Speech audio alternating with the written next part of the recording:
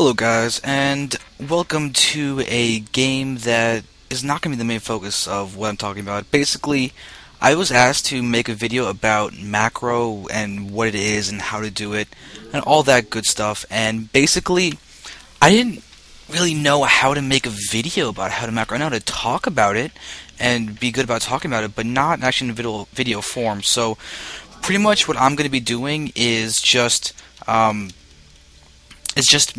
having you guys watch a video of me playing while I just talk about macro. And I guess occasionally I'll make examples like, oh, by the way, look at the game and see that this is actually something that's happening. But for now, I'm just going to talk about macro. So the first question when it comes to macro is, what is macro? Like, how do you define macro? What does it stand for? And what does it entail in every aspect of the word? Well, macro is macro management. It is the large-scale things that must be managed, as opposed to micromanagement, which is the opposite, which is the small-scale things that would need to be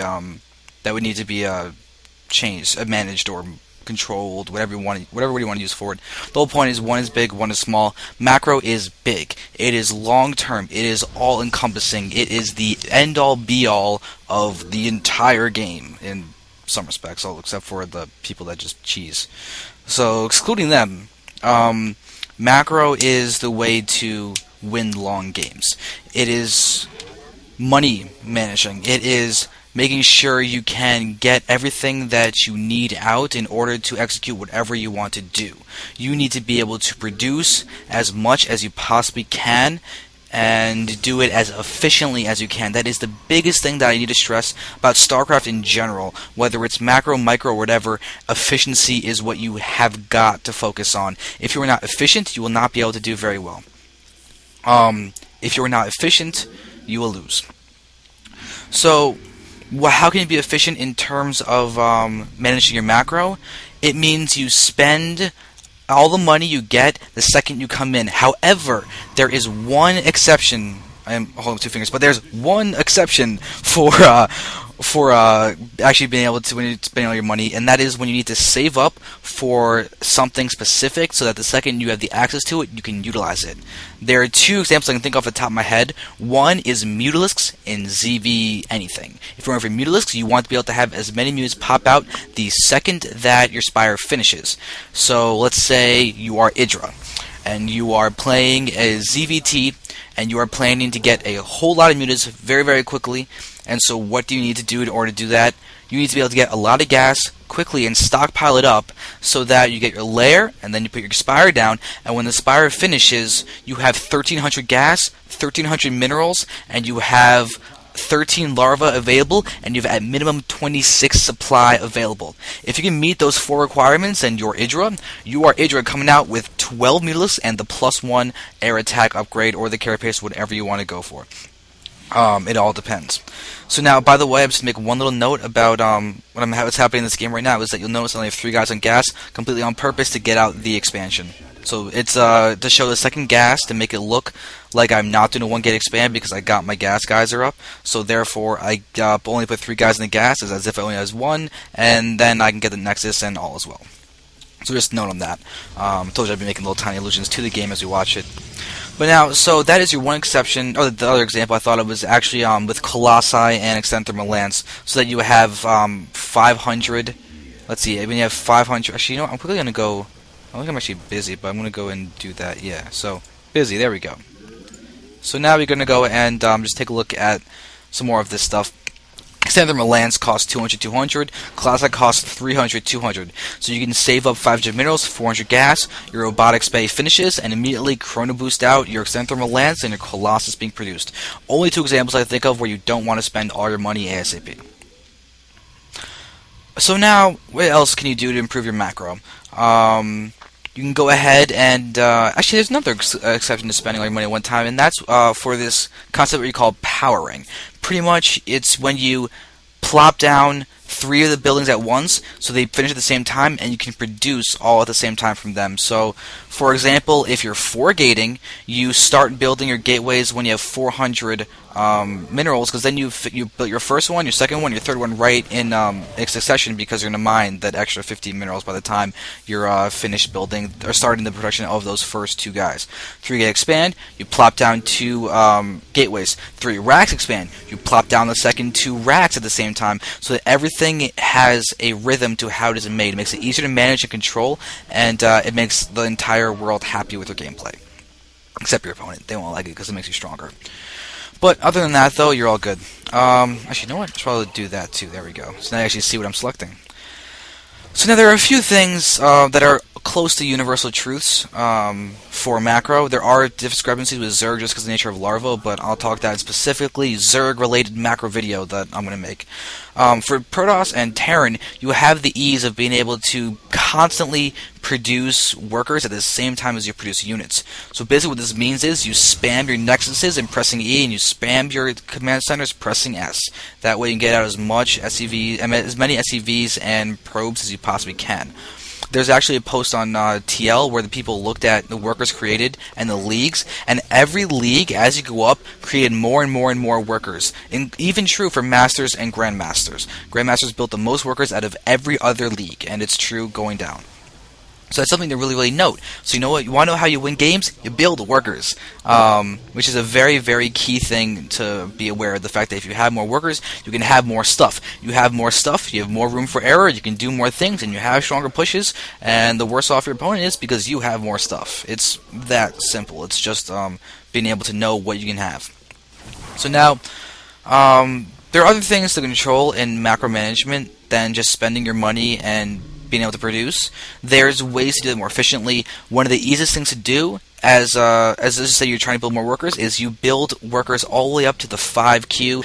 Do not do that, because what that essentially does is it ties up an extra 200 minerals that could be spent on something else. That could be 2 full zealots, it could be a gateway, it could be more things along those lines, but pretty much 2 nexuses queued up to 5 probes. Theoretically that could happen in this game. That is 400 minerals tied up. That's a full nexus. It's a full base that you tied up and you are unable to use, which is bad. It's very, very obvious that that is bad. So now, once you're aware of those kind of relationships, you can go ahead and actually use that to your advantage. And if you can just make sure that you can never queue up past 2, we'll say, just to give you a nice good number. You can queue up to 2, but never 5. So that especially is it true, especially when you think of really, really powerful units. Can you imagine queuing up 3 battle cruisers that I believe cost 300, 200, or whatever, 400, 300, I don't know. But the whole point is that it's like 1,000 resources that are tied up for nothing if you had queued up 3 battle cruisers. And it's very easy just to press starport BB, and then all of a sudden you're losing 800, 600, whatever amount of minerals it is. The whole point is you lose a lot that way. So if you can keep your money low, but you have 4 barracks that have tech labs and are all queued up with marauders to 5, no. Instead, get out 5 barracks, each one of them with a tech lab, and then you have 5 marauders producing evenly, and you're good. So there's things you can do just to basically keep your money low, but not have it artificially low. So those are things to be aware of. So you can see more production facilities are a really easy way. Sometimes for Zerg, you have to do more hatcheries, just because it's hard to stay up with your spawn larva. And you can see right now, I was looking at this, I'm actually going to look at my probe count and everything. I've got 57 probes that hits 52 SCVs. Now it's really harassed, so we're producing probes. Income is showing that I'm actually in the lead, so I have a better distribution than he does between his 2 bases. Plus, he's going to be able to throw down some mules and a few and then be good. My third's coming down, and I'm pretty much saturated at my main and my natural for the most part, so it's actually why I'm rallying there. I don't know if that's actually exactly a great thing to do, but I decided to do it with this game, so I figured, why not? This game's going in my favor as it is, so I was pretty much just thinking, I'm a safe expo, I'll take it. So, that's another thing, is expansions. You've got to expand. If you're spending all your money, but you're staying on 1 base, and you're 15 minutes into the game, and you're still on 1 base, that's bad macro in my book. You've got to be able to expand constantly and do things. Plays like 1 gate expand, 1 racks expand, 15 hatch, those kind of things are macro styles of gameplay. Those are macro openers that you can really, really use to your advantage. and they're a great way to make sure you actually focus on getting all those downs. And oh, that was the third force really hurt me, but it doesn't matter. I'm making up for it by killing everything, so yay. But still, you need to be able to spend all your money, and warp-ins are an easy way to do that. When you're Terran, you can always just hotkey all your production facilities and then just press the buttons. When you're Zerg, you've got all your hatcheries, you just spam S, Z, S, U, S, H, S, R, whatever you want to do, whatever units you're going for. So I'm trying to just speak in broad terms of macro. It's kind of hard not to use specifics and say that these are examples, but another thing you do is just make sure you can understand each of the race's macro mechanics, which is Chrono Boost, Muling, and Spawn Larva. Spawn Larva is the hardest one to do. This is what Zergs have to do. They use their queens to spawn larvae on top of their hatcheries, and then 40 seconds later, an additional, or is it 25 seconds later, an additional 4 larvae pop out, and that allows you to get out a lot more units, because you need larvae to produce anything as a Zerg. So those are things that you need to be aware of for Zerg. Then for Protoss, you've got your Chrono Boost, which is just now the game's over. Chrono Boost just basically makes it so that your Nexus makes a production of something take half the time it normally would for 20 seconds. So basically it takes 10 seconds off the build time, which is a pretty simple concept. For Terran, you have Mules, which you have to balance with scans. Mules will plop down into a mineral patch, and I want to say they mine 270 minerals per their lifetime. And they cost 50 energy each, and you can spawn them directly on top of a mineral, but you have to balance that with scans, which are detectors, and they allow you to see exactly what's going on around the map, where you want to place them. And so Terran has to balance that. So pretty much that's an overview of macro. I'm not going to go in and actually make videos for every single race about the macro mechanics and how to macro better, and just sort of, I guess, expansion timings as well. For each race, and try and really boil it down to what can really make you improve your macro. So hopefully this overview video of macro wasn't that horrible. Hope you learned something, you took something from it, and maybe you even enjoyed the gameplay with the game that I just showed you. So hopefully you guys can learn, and thank you very much. Watch other videos if you like.